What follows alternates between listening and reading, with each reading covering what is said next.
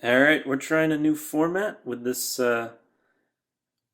series. I'm gonna try walking in a straight line and turning around when I get to the end of the straight line. It's not a huge space, and hopefully it won't get too dizzy. But I just got done watching Soul by Pixar. It was a Pete Docter film, pretty well-known Pixar director. He did Monsters Inc., Inside Out, Up. He's been in the business for a long time. He knows what he's doing, basically.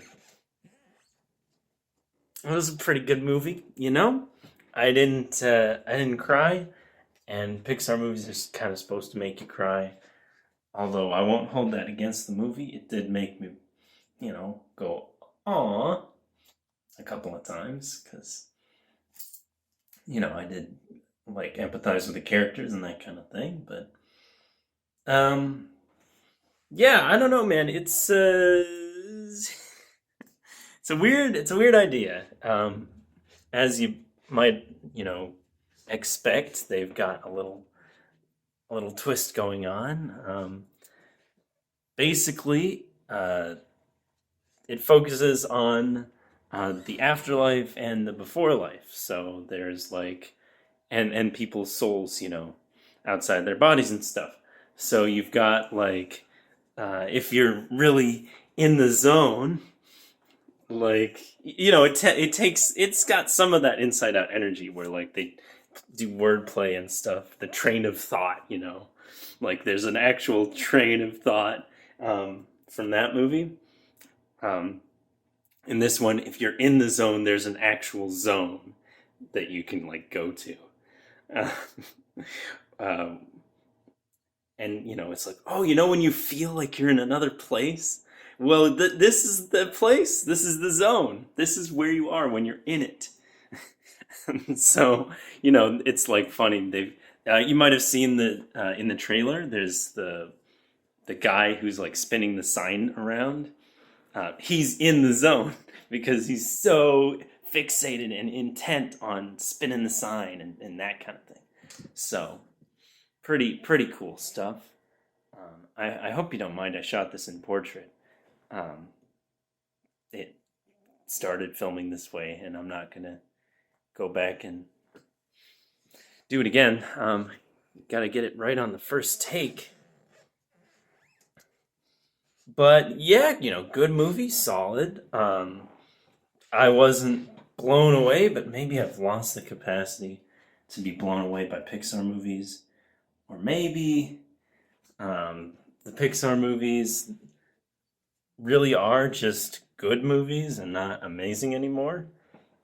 What's to say?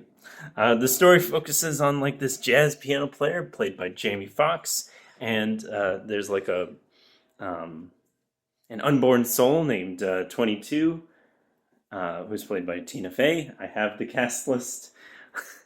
um, I I have the cast list up on the TV so I can read it. Richard Ayoade. Oh man, I'm sorry. Uh, the guy who plays Moss in IT Crowd plays counselor Jerry. Jerry is like a character with multiple voices and faces because because they're like running they're running everything basically. And then Terry is the accountant who is counting everything. So there's like lots of characters. It's really a beautiful movie. There's like sequences where they and the colors and the lighting, it's so good, and the characters are amazing, and the instruments, oh my gosh, the textures on the instruments, they look real. They look like real instruments. Like I wouldn't be surprised if they 3D modeled those instruments and scanned them and did a bunch of high tech stuff to get them to look that good because it's amazing.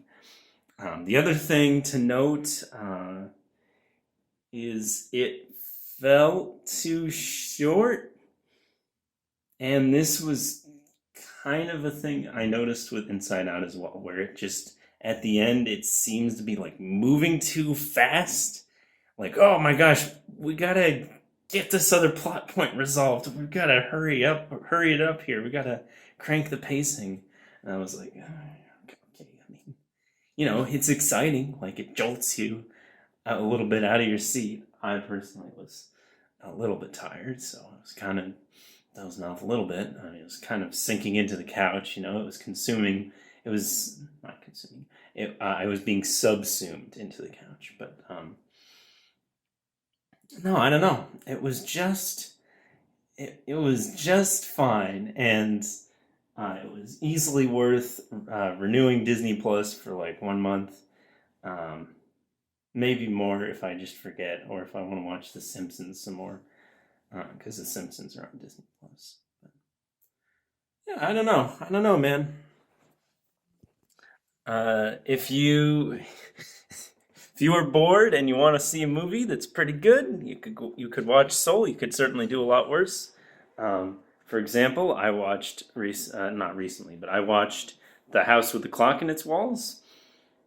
It's that movie's a little worse than this movie.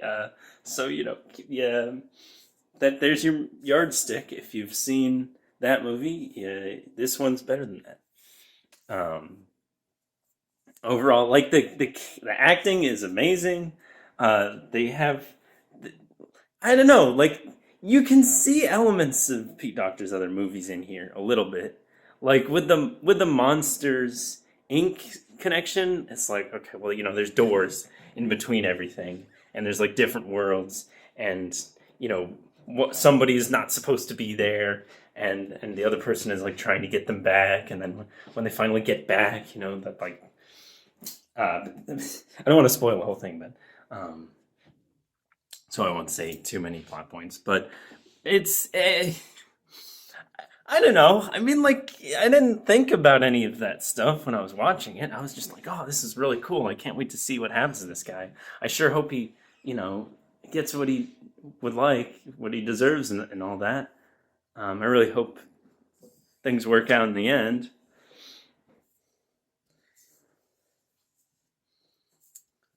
And maybe I am right. Maybe the Pixar movies are getting a little regular, um, getting to be the sort of thing you don't go back and watch over and over again. But maybe I just don't have as much time as I used to for that kind of thing. One thing the movie is trying to get across as its message is that there's all these little things in life uh, that spark joy in people, and that you shouldn't take it for granted. Which is which is pretty fair. I wouldn't. I find certain cringe stuff kind of funny, so your mileage may vary on that, but yeah, there's like scenes in here where I definitely sank down and I was like, oh, I'm laughing, but it kind of hurts. It kind of hurts a little bit too. So, if you're not a fan of that, maybe watch out a little bit. But overall, I was laughing though. I found it pretty funny. It was a funny movie. It's got a lot of heart. What else can you say exactly? Um, Something I noticed, and this is just a theory. Don't go uh, taking it as gospel or anything. But one thing that I did notice was the very opening of the movie, where the Disney logo is playing. They have like they have like a jazz band, like a school band's just mangling the Disney theme. And I thought to myself, well, I wonder if that means something. I wonder if that's like a secret code from Pixar, like, oh, we kind of don't like being part of Disney. Um, Now, it might not mean anything. It might just be like a creative flourish and a funny stylistic choice. But yeah, I don't know. But it's kind of it's otherworldly, The style, there's lots of stylistic stuff. It's very pretty. It's a beautiful movie. So if you are interested in watching something beautiful with lots of pretty colors, that'll make you feel, that'll make your heart soar, it'll make you feel good, you could watch Soul. If you have Disney Plus already, then you already spent the money. It's a sunk cost, so you might as well do it. You don't have to pay extra like Mulan. It's a fully, it's a good deal in that respect. But just find enough. I might be doing a video. Now, don't hold me to this. I hate it when people hold me to things, but I might be doing a Wonder Woman video after this for the new Wonder Woman. Or I might do a thing like I did for Maleficent, where I go back and watch the old one and then watch the new one. We'll see how much of a creative spark I have for that. But this video's over, so.